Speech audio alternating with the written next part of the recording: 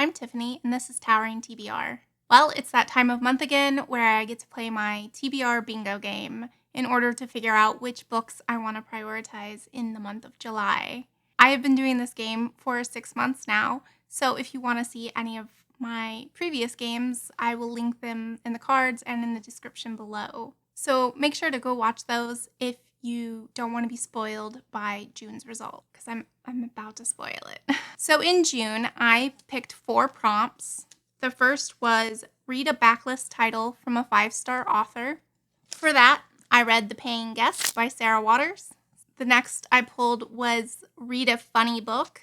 I read Strong Female Character by Fern Brady. She is an autistic comedian, and her memoir was quite funny. I pulled the prompt, read a debut with LGBT plus rep. For that, I read Cemetery Boys by Aiden Thomas. And the last prompt I pulled was read a adapted work and watch it. So I read the play The Laramie Project by Moises Kaufman, and I also watched the movie adaptation. I definitely had so many thoughts about these 2 books, and if you want to know my thoughts, make sure to subscribe so that you can see my forthcoming wrap-up. If you see the bingo board, you can see that I have 3 prompts left to fulfill the blackout. When I reach the blackout, I am going to go on a little shopping spree and pick up to 5 new books for myself. I only have 3 prompts left, so let's see if I can do it. I mean, knowing what I'm going to pull, you would think I would have already had a set TBR, but I'm a mood reader and my mind keeps changing. So I'm probably going to look for you for influence on what I should pick. So the first one is reread a favorite. I have 3 favorites that I am considering, and I would love to get your input on which one you think I should read. The first is Bastard Out of Carolina by Dorothy Allison. I am currently reading Ruby Fruit Jungle, and the writers have really similar writing styles, and it's making me really want to pick this back up. This is about Bone, a little girl growing up poor in South Carolina. Unfortunately, this is a very hard book to read about because she is sexually assaulted by her stepfather multiple times and in increasingly violent ways. Another option I have is How to Be a Normal Person by TJ Klune. I originally had this on my June TBR, but I didn't get to it, and I read a different book instead, so I'm still kind of wanting to pick this up. It's a super cute story about a neurodivergent man who Googles basically how to be normal when he wants to get the attention of a new guy that's come into town. If you're not new here, you'll know that Lonely Castle in the Mirror by Mizuki Tsujimura is one of my favorites from last year, but I had to read it with my eyes because we did not have an audiobook yet. There is now an audiobook, which is making me want to pick this up again. So, if you have any thoughts on which of the 3 I should choose, definitely let me know down in the comments. All right, draw number 2. Read a poetry collection. Again, I'm going to look to you for influence, although I have some ideas. So I have read Saeed Jones's memoir, How We Fight for Our Lives, and I checked out his poetry collection, Prelude to a Bruise. So this is an option. I have Blizzard by Henry Cole. I don't really know what this is about. I just remember that a booktuber raved about it at one point or another, and so I was a bit interested in it.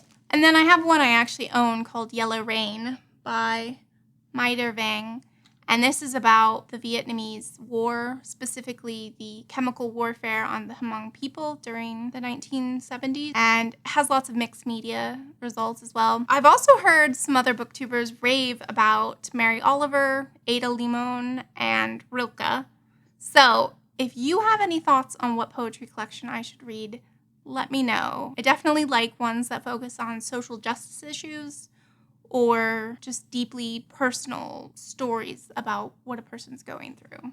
And the last one, which I actually know what I'm picking for this one, is read a book about the India-Pakistan partition. And for that, I am choosing Independence by Chitra Banerjee Divakaruni. All I know is it's about the partition back in 1940s, and I'm really looking forward to it. That's not all I'm going to be reading, though.